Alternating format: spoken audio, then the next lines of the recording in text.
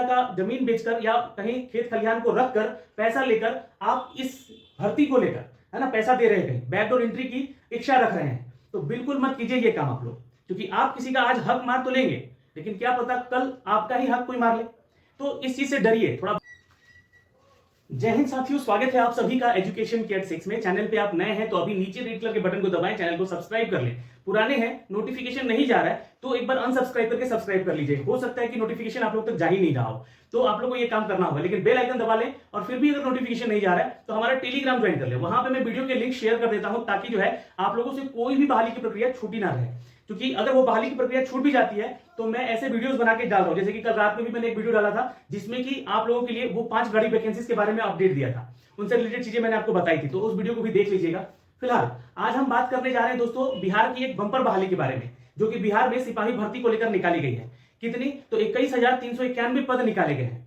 अब ये जो बहाली की प्रक्रिया आपको सबसे बंपर लग रही है, तो मैं आपको बता दूं कि लगातार 3 साल से यहां पर सरकार ने कोई वैकेंसी सिपाही बहाली में नहीं निकाली थी। अब उनका फर्ज क्या बनता है, क्योंकि मैं इस आवाज को, इस पॉइंट को बार बार उठा रहा हूं अपने वीडियो में। आप लोग अगर शेयर नहीं कर रहे तो शेयर कीजिए, क्योंकि सरकार तक ये बातें पहुंचनी चाहिए। यहां पर 3 साल के बाद अगर वैकेंसी निकाली जा रही है तो जो भी छात्र 3 साल से एग्जाम नहीं दिए उनकी एज में रिलैक्सेशन दिया जाए। छात्र यहां पे हर राज्य सरकार का ये दायित्व बनता है कि हर छात्रों को मौका मिले। जैसे कि केंद्र सरकार की वैकेंसीज में ये चीजें अपडेट की जा रही है, लगातार आपको बता रहे हैं वहां पे जितनी भी वैकेंसीज एसएससी या बैंकिंग या फिर जिस भी सेक्शन में वैकेंसीज निकाली जा रही है, सरकार वहां पे आपको एज में रिलैक्सेशन दे रही है, चाहे वो डिफेंस के एग्जाम में क्यों ना हो। तो ये भी एक डिफेंस का ही एग्जाम है बिहार राज्य के लिए। यहाँ पे वो छात्र आवेदन करते हैं जो कि सरकारी नौकरी पाना चाहते हैं। अब यहाँ पर सवाल उठता है कि सरकारी नौकरी पाने का क्या ये आखिरी मौका होगा उनके लिए जो इस बार एग्जाम देंगे? तो बिल्कुल हाँ, क्योंकि देखिए इलेक्शन है सामने अभी 2024 में, 2025 में, तो यहाँ पे शायद ये मौका आपके लिए बिहार में सिपाही बनने का आखिरी है।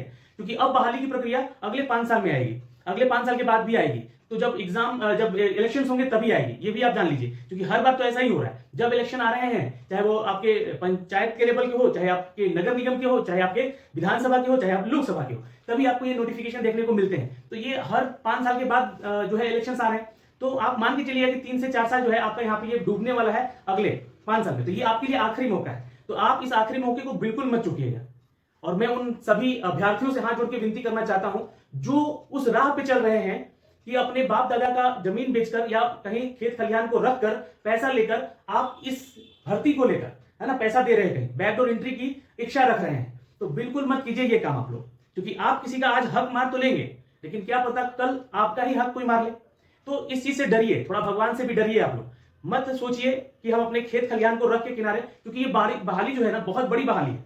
हो सकता है कि 21,391 में आपका एक सीट रिजर्व हो, आप खुद की मेहनत से यहां पर बढ़ सकते हैं। बहुत सारे ऐसे छात्र हैं जो कि 12th तो पास कर लिए हैं, लेकिन उनको ज्ञान ही नहीं है। उनको अपना एक लेटर लिखने को कह दिया जाए तो अपने आप के लिए एक लेटर नहीं लिख सकते हैं। ऐसे ऐसे भी छात्र हमने देखे हैं। तो वो लोग कोशिश करेंगे यहाँ पे कि हम लोग बैकडोर एंट्री से आ जाएं, अपने बाप दादा का जो है खेत वेत यहाँ गिरवी रख के यहाँ पे नौकरी पाने का कोशिश करेंगे। लेकिन आप छात्रों को डरना नहीं है, ये आखिरी मौका सोचकर अपनी तैयारी को आगे बढ़ना है। और हम आपके साथ रहेंगे, इस पूरी तैयारी में जुड़े रहेंगे आप लोग के साथ। आप लोग का ज्यादा से ज्यादा अगर कमेंट आया कि इसके लिए वो प्रैक्टिस सेट शुरू किया जाए टेलीग्राम पे, तो एक बैच हम लोग ओपन कर देंगे वहां पे, आप लोग वहां पे जुड़ के उसका प्रैक्टिस सेट भी दे सकते हैं लगातार। लेकिन मैंने इस परीक्षा की तैयारी को लेकर 2 बुक रिकमेंड किए हैं। वो बुक जो है आपको, तो साथियों, अगर आप किताब की बात करते हैं यानी कि बुक लिस्ट की बात करते हैं, तो सबसे पहले अपने पास एक ऐसा बुक रखिए जो कि आपको गाइड कर सके अच्छे से इस परीक्षा को लेकर, जहां पे सिलेबस वाइज और एग्जाम के पैटर्न के आधार पे ये बुक आपके लिए तैयार करके रखा गया है, जिस बुक के जरिए जो है आप अपनी परीक्षा की तैयारी बेहतर से बेहतरीन बना सकते हैं। ये क्यों इंपॉर्टेंट है? क्योंकि आप इसके पीडीएफ को देखेंगे तो आपको समझ में आएगा। साथ ही साथ इस बुक के आप लोग जो है एक इसका प्रैक्टिस सेट बुक भी अपने पास जरूर रखें, जहां पर लगभग 2500 से भी ज़्यादा प्रश्नों की श्रृंखला यहाँ पर दी गई है। 20 प्रैक्टिस सेट दिए गए हैं, 5 प्रीवियस ईयर के पेपर भी दिए गए हैं। प्रीवियस ईयर के पेपर से आपको एक चीज़ का तो नॉलेज जरूर होगा यहाँ पर कि कैसे प्रश्न किस आधार पे और कहाँ से पूछे जा रहे हैं। तो इसलिए ये प्रैक्टिस सेट का प्रीवियस ईयर का बुक लगाना भी आपके लिए बहुत जरूरी है, प्रैक्टिस सेट। और ये स्टडी गाइड इसलिए आपके लिए जरूरी है क्योंकि आप टॉपिक को यहाँ सिलेबस वाइज, जो कि सिलेबस के आधार पे जैसे प्रश्न आते हैं एग्जाम में, वो चीज़ें यहाँ पे दी गई है। यही नहीं, आप इन बुक में जो है 1 लाइनर क्वेश्चन देख सकते हैं, इस बुक में आप एमसीक्यूज देख सकते हैं, इस बुक में आप जो है वो सारे टॉपिक देख सकते हैं जो कि आपके परीक्षाओं में संबंधित है, जो कि बीएसईबी और एनसीईआरटी के आधार पर यहाँ पे क्वेश्चन आपके स्कूल्स में पूछे गए थे 10th क्लास में, वही सिलेबस के आधार पर यहाँ पे ये आपके लिए बुक तैयार किया गया है। आपको एक झलक इस पुस्तक की दिखलाना चाहूंगा। जैसे कि देखिए यहाँ पर एक टॉपिक दिया गया है, ये युद्धाभ्यास से संबंधित टॉपिक है जो कि स्टैटिक जीके का आपका पार्ट होता है दोस्तों। ये स्टैटिक जीके जो है आपका हर साल कुछ ना कुछ बदलता रहता है, इनमें बदलाव होते रहते हैं। लेकिन अगर आपसे यहाँ पे पूछ दिया जाए कि 2022 में 21वां गरुड़ अभ्यास कब हुआ था, तो ये 2022 का डेटा है, लेकिन अब जो है 2023 में होगा वो भी अपडेट होकर आएगा यहाँ पे आपके पास। जैसे कि एक यहाँ पे क्वेश्चन पूछा गया है, एक्साइज साइक्लोन 1 जो कि किसके बीच का युद्धाभ्यास है, तो ये भारत और मिस्र के बीच का युद्धाभ्यास है। ये किस नाम से जाना जाता है, तो अभ्यास का प्रकार है सैन्य अभ्यास, ठीक है। और ये जनवरी महीने में हुआ है, जोधपुर राजस्थान में हुआ है। तो इस तरीके से ये डेटा टेबल आपको बना के दिया गया है ताकि आपकी जो है तैयारी जो है बेहतर हो सके। यही नहीं, ऐसे और भी सारे टॉपिक हैं यहाँ करंट अफेयर के अलावा जो कि सिलेबस के आधार पे दिए गए हैं, इंडेक्सेस वगैरह दिए गए हैं, है ना। वन लाइनर क्वेश्चन देखने को मिल जाएगा, फिल्म से जगत सवाल जो आते हैं एग्जाम में आपके, उन सभी टॉपिक्स पे जो है आपका स्टडी गाइड बुक है जो कि दिया गया है। तो ये बुक आपके लिए बेहतर है और आप इससे बेहतरीन तैयारी कर सकते हैं सिपाही भर्ती को लेकर। जी हाँ, उन सभी टॉपिक, चाहे आप मैथ, अंग्रेजी, हिंदी या फिर आप जो है जीके जीएस के उन सभी प्रश्नों को जो कि यहाँ से पढ़कर आप अपने प्रैक्टिस सेट के द्वारा प्रैक्टिस भी लगा सकते हैं। ये आपके सिलेबस दिए गए हैं, इसी के आधार पर मैं आपका एक सिलेबस वीडियो अलग अलग सब्जेक्ट का भी बना के दूंगा अपने चैनल के माध्यम से। तो इस वीडियो में इतना ही। इसके बारे में आप जल्दी से इस बुक को खरीद सकते हैं, नीचे डिस्क्रिप्शन में हमने लिंक दे रखा है, आप उस लिंक से घर बैठे ही इस पुस्तक को अपने पास मंगवा सकते हैं। ये सारे टॉपिक वाले बुक जो सब्जेक्ट वाइज और सिलेबस वाइज दिए गए हैं, ये आपके लिए इंपॉर्टेंट है दोस्तों, बेहतरीन बुक है, जरूर लें। में सारी जानकारी देख ली है। अब हम बात करेंगे इस बहाली की प्रक्रिया के उन दस्तावेजों को लेकर। तो उन दस्तावेजों के बारे में सारी जानकारी अब इस वीडियो के माध्यम से देने जा रहे हैं। ध्यान से देखिएगा, कल हमने आपको इस बहाली की प्रक्रिया को लेकर जो भी एग्जाम पैटर्न थे और सिलेक्शन क्राइटेरिया, सिलेक्शन प्रोसीजर जो भी था वो हमने बताया था। एक बार इन शॉर्ट आपको सब कुछ मैं डिटेल बता देता हूं। देखिए, एग्जाम पैटर्न है दो तरह का। यहाँ पे दो फेज में आपका एग्जाम होगा, एक आपका पीटी एग्जाम होगा, एक आपका पीईटी एग्जाम होगा, ठीक है। यहाँ एक फिजिकल एफिशिएंसी टेस्ट होगा और यहाँ पे प्रीलिम टेस्ट होगा। ये प्रीलिम टेस्ट जो है उसका एग्जाम पैटर्न है। पहले आपको 100 क्वेश्चन पूछे जाएंगे। 100 क्वेश्चन जो होंगे आपके सिलेबस वाइज होंगे। सिलेबस का वीडियो कल हमने बनाया था जो कि इन सभी सब्जेक्ट से रिलेटेड क्वेश्चन आपके एग्जाम में होंगे। लेकिन मैंने आपको वादा भी किया है कि आपको हर एक टॉपिक यानी हर एक सब्जेक्ट का अलग अलग सिलेबस बना के भी बताएंगे, क्योंकि वो बुक हमारे पास अवेलेबल है जिस बुक के बारे में लोग चर्चा कर रहे थे अभी। तो वो बुक के जरिए आपको टॉपिक सारे क्लियर कर देंगे कि यही टॉपिक पढ़ना है और यहीं से क्वेश्चन आएंगे। वो स्टडी बुक है, स्टडी गाइड को पढ़िए, उसके बाद प्रैक्टिस लगाना आप खुद से शुरू कीजिएगा। अब एग्जाम पैटर्न में 100 क्वेश्चन होंगे। यहाँ पे 2 घंटे का टाइम दिया जाएगा, यानी कि 120 मिनट में 100 क्वेश्चन मारना है आपको। अब ये तो काम आसान है, सोच सोच के भी आप अच्छे से अगर तैयारी रहेगी तो गलती भी नहीं करेंगे। आपको ज्यादा मैं बोल भी रहा था कि कल कि 100 क्वेश्चन अटेम्प्ट करने का जरूरत नहीं है आपको सिर्फ अपना टारगेट 75 सही क्वेश्चन का रखना है। अब ये सही 75 क्वेश्चन अगर आपने किए, एक्यूरेसी की बात कर रहा हूं मैं, ध्यान से सुन लीजिएगा। अगर आपने ये 75 क्वेश्चन सही किए, देन आपका सिलेक्शन कोई नहीं रोक सकता है। 21,391 पद में एक सीट आपका है, ध्यान रखिएगा। टोटल मार्क्स आपको पता है कि 100 नंबर का है। यहाँ पे निगेटिव मार्किंग बिल्कुल नहीं है, इसलिए अटेम्प्ट ऑल करना है, सभी क्वेश्चन अटेम्प्ट करना है ऑल। लेकिन मैंने कल बताया था आपको एक बात कि ऑल कब करना है, जब आपका ये 75 क्वेश्चन सही हो जाए। 70 से 75 क्वेश्चन सही मार दें आप, तभी आप सभी क्वेश्चन पे भी जाके तुक्का मारिएगा। मान लीजिए कि अगर आपका सही नहीं बन रहा है 75, तो मारना तो है ही सभी आपको, लेकिन पहले उसको सॉल्व कीजिएगा जिससे कि आपका कॉन्फिडेंस बिल्डअप हो जाए एग्जाम में। तो ये एग्जाम का पैटर्न है, समझिएगा। सिलेक्शन इसी तरह से होगा, यही प्रोसेस भी है आपका। एग्जाम के नेचर जो है आपका ऑफलाइन एग्जाम होगा, ये तो आपको पता है ना, कि आपका ऑफलाइन एग्जाम होगा, ओएमआर बेस्ड एग्जाम होगा। अब ओएमआर को रंगने का भी एक प्रोसेस होता है। सपोज मान लीजिए कि आप क्वेश्चन बनाना शुरू किए, 100 क्वेश्चन है आपके पास, अब आपको ओएमआर रंगना है। आपने एक ही बार 50 क्वेश्चन बना दिया या 60 क्वेश्चन बना दिया, फिर रंगने बैठ गए, तो पता चलेगा कि जो बाकी का 40 क्वेश्चन बचा हुआ है या 50 क्वेश्चन, वो आप अटेम्प्ट ही नहीं कर पाओगे। तो सही प्रोसेस ये है कि आप जो है हर 10 या 15 क्वेश्चन के बाद अपने ओएमआर को कलर कीजिए। आप मिला लीजिए आंसर, एक बार 10-15 क्वेश्चन बनाइए, फिर उसको सही लग रहा है उसको आप कलर कीजिए। ये एक अच्छा प्रोसेस है टाइम मैनेजमेंट करने का भी। तो टाइम मैनेज होगा। ऑफलाइन में इसी तरह से एग्जाम भी देते हैं छात्र, ताकि उनका सिलेक्शन हो सके और ज्यादा से ज्यादा स्कोर भी कर सके। लेकिन तभी आप कलर कीजिएगा इन 10-15 क्वेश्चन को जब फुल्ली कॉन्फिडेंस है कि हाँ ये जो मैंने मारा है, ये आंसर जो किया है वो बिल्कुल सही है। तो ये सही क्वेश्चन कब कीजिएगा, जब आप पढ़िएगा किताबों से, जब आप पढ़िएगा प्रैक्टिस सेट से, तभी तो सही कर पाइएगा ना। ऐसा थोड़ी ना है कि पेपर कोई देख के चला गया, आपको बस देख के कलर कर देना है, ठीक है। मैं आपको सिलेक्शन प्रोसीजर में एक बहुत इंपॉर्टेंट बात बताने जाऊंगा जो कि आपको ध्यान से सुनना होगा। पहले आपको बता दें कि जो क्वेश्चन का लेवल होगा वो 10th के सिलेबस के आधार पे होगा। अब बहुत सारे छात्र जो है ना मार्केट में बुक ढूंढने निकल जाएंगे, लेकिन पहले आप उस बुक को भी एक बार जरूर खंगाल लीजिएगा जो कि 10वीं कक्षा में आप लोगों ने पढ़ा था। बीएसईबी या एनसीईआरटी के बुक को एक बार जरूर खंगाल लीजिएगा, वहां से ही इंपॉर्टेंट टॉपिक मिल जाएंगे आपको जिसको कि आपको पढ़ना होगा। और ये स्टडी गाइड बुक जो हमने बताई है उसके बारे में थोड़ी सी जानकारी जरूर रखिएगा और वहां से मिला के क्वेश्चन पढ़िएगा। वन लाइनर क्वेश्चन भी दिया गया है, ऑब्जेक्टिव क्वेश्चन भी दिया गया है वहां पे, ठीक है। और उसके बाद जो लैंग्वेज की बात की गई थी, तो लैंग्वेज में क्वेश्चन इंग्लिश हिंदी दोनों माध्यम में होगा। पेपर में नेगेटिव मार्किंग बिल्कुल नहीं है, तो आपको यहाँ पे अटेम्प्ट ऑल करना है, इस बात का ध्यान रखिए। तो ये एग्जाम पैटर्न था दोस्तों आपका पीटी को लेकर। अगर आप पीटी में बोला गया है यहाँ पे कि 30% मार्क्स लेकर आ गए तो आप जो है क्वालिफाई हो जाएंगे पीईटी के लिए। क्या ये सच है? आयोग जो है अपना पूरा का पूरा ठिकरा आपके ऊपर फोड़ देता है। 30% लेकर आता है छात्र, वो पास हो जाता है। 30 नंबर लेकर आया, पास हुए हैं। कट ऑफ लाना पड़ता है, कट ऑफ पार करना पड़ता है, और ये कट ऑफ जो है 30% नहीं होता है, ये कट ऑफ जो है 70%, 75% या कभी कभी 78% भी देखा गया है। तो आप 70 के आसपास का परसेंटेज रखिए कट ऑफ, यानी कि 100 में कम से कम 70-72 क्वेश्चन एक्यूरेसी के साथ करके आ गए, देन यू कैन सेलेक्ट। आप सेलेक्ट हो गया, स्कोर अच्छा आपका बढ़ जाएगा आपका, है ना। तो ये चीजें हैं। और मैं आपको बता देना चाहता हूं कि देखिए 21,391 पोस्ट हैं, और ये आप सोचेंगे कि एक दिन में एग्जाम हो जाएगा, ये बिहार सीएसबीसी के लिए पॉसिबल नहीं है। तो एक चीज इसमें और एंट्री होगी, जी हाँ, एक चीज और इसमें एंट्री होगी, वो है नॉर्मलाइजेशन। अभी नोटिफिकेशन में इसके बारे में कोई अपडेट नहीं दिया गया है, लेकिन ये एक दिन में पूरे बिहार भर में भी अगर चाहेगा सरकार तो एग्जाम नहीं ले पाएगा।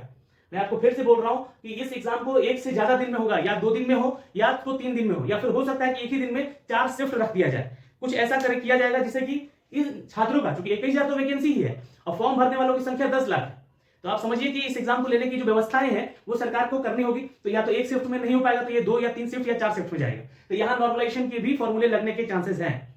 ये आपको कोई नहीं बताएगा, ये चीजें मैं आपको बता रहा हूं यहाँ से।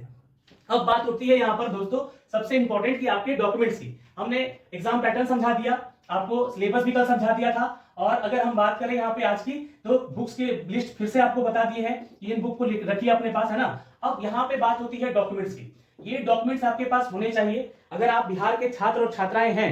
तो अगर आप अदर स्टेट से आते हैं तो आपके पास कोई डॉक्यूमेंट्स नहीं चाहिए, यहाँ पे सिर्फ एक डॉक्यूमेंट चाहिए, आपके पिता के आधार पे आपका इनकम कितने हैं, आपके पिता का इनकम वो चाहिए, क्योंकि डॉक्यूमेंट वेरिफिकेशन के समय उनसे भी ये चीजें मांगी जाती हैं।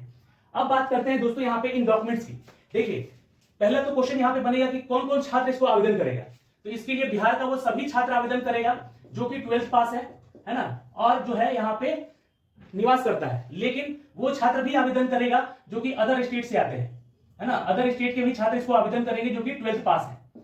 पहला चीज तो हो गया, क्या आपके पास ये डॉक्यूमेंट्स हैं। अब ये कौन कौन से डॉक्यूमेंट्स हैं और ये डॉक्यूमेंट्स आयोग आपसे कब मांगेगा, क्योंकि फॉर्म भरते समय कोई भी डॉक्यूमेंट्स की जो है अपडेट आपको नहीं देना है। ये सीएसबीसी का जो फॉर्म भरने का सिनारियो है, इसमें कोई भी अपडेट आपसे नहीं मांगा गया है। अच्छा, यहाँ पे जो है मैं बता दूं कि वो डॉक्यूमेंट्स कौन कौन है। अगर आप जनरल कैटेगरी मेल में है तो आपको इनकम सर्टिफिकेट यानी कि जो है आय प्रमाण पत्र एक बनवाना होगा अपने पिता के आधार का, ठीक है, क्योंकि आप 12th में है, वैसे भी आपका जॉब है नहीं। अगर आप जॉब में है ऑलरेडी, मान लीजिए कि बहुत सारे छात्र जो है जॉब में है और वो एलिजिबल भी है एज को लेकर, क्योंकि एज क्राइटेरिया हमने आपको बताया था यहाँ पे, है ना, कि कल ही बताया था कि 18 से लेकर 25 साल तक का। तो इस क्राइटेरिया में अगर आप हैं जनरल में तो आप अपने नाम से जो है अपना आय बनवाएंगे, ठीक है, ये अपने नाम से आय बनवाएंगे। तो पहला डॉक्यूमेंट्स ये रहा। उसके बाद रेसिडेंशियल सर्टिफिकेट वही छात्र बनाएगा जो कि बिहार का निवासी है। ये ध्यान रखिएगा, चाहे आप जनरल में है, ईडब्ल्यूएस में है, आपको अपना रेसिडेंशियल सर्टिफिकेट बनवा के यहाँ पे देना है। तो दोस्तों ये जनरल कैटेगरी मेल को लेकर हमने आपको चीजें बताई, लेकिन वहीं पे फीमेल की जब बात होगी तो उनका आय प्रमाण पत्र, अगर वो जॉब कर रही है तो अपने नाम से बनवा सकती है, अगर नहीं कर रही है जॉब तो अपने पिता के आधार पे, यानी कि जो पिता का उनका एड्रेस है उसके आधार पे उनका इनकम सर्टिफिकेट बनेगा, आय प्रमाण पत्र बनेगा, और रेसिडेंशियल सर्टिफिकेट भी उनके पिता के ही एड्रेस का बनेगा। इस बात की पुष्टि है। अगर आप अदर स्टेट से आती हैं, जो फीमेल छात्रा है, उनको यहाँ पे सिर्फ और सिर्फ इनकम सर्टिफिकेट दिखाना है। अगर वो जॉब कर रही है तो अपने नाम से, नहीं तो अपने पिता के नाम से का जो यहाँ पे जो उनका जो इनकम सर्टिफिकेट होता है वो यहाँ पे डालेंगे। तो ये चीजें क्लियर हो गई मेल फीमेल अदर स्टेट के जनरल कैटेगरी के छात्र छात्राओं के लिए। अब बात होगी यहाँ पे ओबीसी और ईबीसी के लिए। अब यहाँ पे कोई भी अदर स्टेट का जो भी छात्र या छात्रा है वो यहाँ पे जनरल कैटेगरी में ही ट्रीट किया जाएगा। ये तो आपको सभी को जानते हैं, लेकिन ओबीसी ईबीसी के जो भी छात्र हैं वो बिहार के होने चाहिए, ये ध्यान रखिएगा, तभी आपको इसका फायदा मिलेगा। जी हाँ, तो पहला आपका सर्टिफिकेट होना चाहिए कास्ट सर्टिफिकेट। कास्ट सर्टिफिकेट बनता है, उसके बाद आपका एनसीएल सर्टिफिकेट, क्योंकि देखिए सरकारी नौकरी पाने के लिए आपको ये सर्टिफिकेट लगता है कहीं भी किसी भी राज्य में, लेकिन यहाँ पे बिहार का आपका एनसीएल बना होना चाहिए, जो कि आरओ लेवल पे आजकल बन रहा है या सीओ लेवल पे भी बनता है, ठीक है, राजस्व कर्मचारी बनाते हैं, सिग्नेचर करने का मोहर लगता है।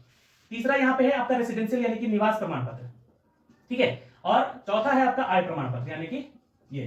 तो यहाँ भी अगर आप जॉब कर रहे हैं तो अपने नाम से बनवाइएगा, वरना पिता के आधार पे ही अपना जो है इनकम सर्टिफिकेट बनवाइएगा।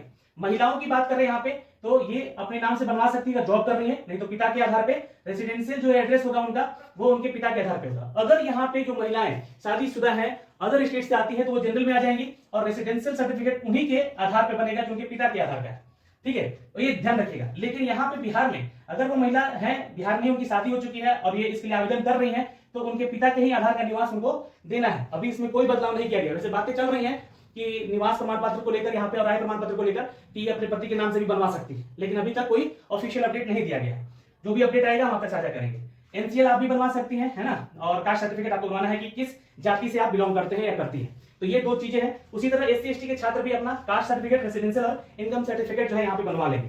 ये तो हो गए डॉक्यूमेंट्स। इस डॉक्यूमेंट्स के अलावा आपके पास दो डॉक्यूमेंट्स और होने चाहिए, आपका फोटो और अपना सिग्नेचर। क्योंकि फॉर्म भरते समय बहुत सारे छात्र यही गलती कर बैठते हैं कि वो फॉर्म तो भर देते हैं लेकिन उनका फोटो और सिग्नेचर ही अच्छी तरह से स्पष्ट नहीं दिखाई देता, या फिर किसी और का फोटो डाल लेते हैं, किसी हीरो हीरोइन का फोटो डाल लेते हैं, है ना। तो ये काम नहीं करना है आपको भाई। देखिए, हो सकता है कि कोई वीडियो बना रहा है यूट्यूबर वो फॉर्म भरने का, तो वो हो सकता है कि डाल दिया, लेकिन आप उनको देख के ऐसे फॉर्म अपने फोटो की जगह पर किसी भी हीरो हीरोइन का फोटो मत डाल दीजिएगा, है ना। ऐसे तो संज्ञान एक आया था लेकिन उसका फॉर्म रिजेक्ट हो जाता है। और आप लोगों ने देखा भी होगा कि लाखों अभ्यर्थियों का जो फॉर्म रिजेक्ट होता है, लिस्ट दिया जाता है सीएसबीसी पे, इन लोगों का फॉर्म रिजेक्ट है ड्यू टू फोटो सिग्नेचर। तो फोटो सिग्नेचर को स्कैन कर लीजिएगा, जो कि आपका केबी में उसका साइज भी दिया हुआ है, मैं बता दूंगा जब फॉर्म भरा जाएगा। तो ये दो डॉक्यूमेंट्स वहां पे हो गए। एज अपने प्रमाण पत्र देने के लिए यहाँ पे आपका एक और प्रमाण पत्र लगेगा एज को क्राइटेरिया को लेकर, मैट्रिक का सर्टिफिकेट, है ना, सर्टिफिकेट। ये जो है मैट्रिक का सर्टिफिकेट तब लगेगा जब आपका एज कैलकुलेट होगा, जब आप पीटी में जाएंगे, जब आप फिजिकल देने जाएंगे उस समय ये सारा डिटेल चेक किया जाएगा, तब आपको फिजिकल देने दिया जाएगा। ये सारे डॉक्यूमेंट्स जो है आपको डॉक्यूमेंट वेरिफिकेशन के टाइम ही लगेगा, है ना, इस बात का ध्यान रखिएगा। कब डॉक्यूमेंट्स आयोग मांगेगा, तो डॉक्यूमेंट वेरिफिकेशन के टाइम ही मांगेगा आपसे, जब आपका पीटी के समय होगा और जब आपका फाइनल डॉक्यूमेंट वेरिफिकेशन होगा। अब आखिरी प्रमाण पत्र जो होगा दस्तावेज को लेकर, वो मेडिकल सर्टिफिकेट है। तो मेडिकल सर्टिफिकेट आपको बनवाना पड़ेगा फिटनेस का, है ना। ये ज्यादा कठिन नहीं होता है, ये बस नॉर्मल जांच के लिए होता है कि आप दौड़ भाग सकते हैं, क्योंकि पुलिस की नौकरी, डिफेंस की नौकरी करने जा रहे हैं, तो दौड़ भाग सकते हैं, आप आंख से अच्छा देख सकते हैं, दूर का देख सकते हैं, सुन सकते हैं, ये सारी जांच आपकी होती है वहां पे। तो ये इसके लिए आपका जो है मेडिकल जांच सर्टिफिकेट बनता है, जो कि आपको पीएमसीएच, एनएमसीएच, डीएमसीएच और भी कुछ बिहार के हॉस्पिटल्स हैं जो कि आपको प्रमाणित करेंगे। तो वहां से ये सारी चीजें डिटेल बनवा के आपको वहां पे देना पड़ेगा। वो सारी चीजें आपको बताई जाएगी जब आप फिजिकल क्लियर कर लेंगे, तो आपको कहां से कैसे बनवा के ले जाना है। तो अभी के लिए तो इस वीडियो में इतना ही, लेकिन इस बात में ध्यान रखिएगा, इस बात को ध्यान रखिएगा कि अपने बाप दादाओं के जमीन को रख कर, बेच कर नौकरी लेने से अच्छा है खुद की मेहनत पे, जी हाँ, खुद का दम लगाकर आप इस नौकरी में 21,391 की नौकरी में एक नौकरी छीन कर लिए, खुद से दम पे, खुद से पढ़ के, खुद की मेहनत से। इसके लिए ज्यादा ज्यादा कमेंट कीजिए कि आप लोग मेहनत करेंगे, तो इसके लिए प्रैक्टिस सेट लाइए। तो हम लोग अपने वाईटी एजुकेशन चैनल पे भी प्रैक्टिस सेट लेकर आएंगे जल्दी आप लोग के लिए। बस कमेंट कीजिए कितने लोग चाहते हैं कि यहाँ पे वैसे प्रैक्टिस सेट लेकर आया जाए। जय हिंद साथियों, मिलेंगे आपसे अगली वीडियो में। कोई डाउट है कमेंट सेक्शन में कमेंट करके जरूर पूछिएगा।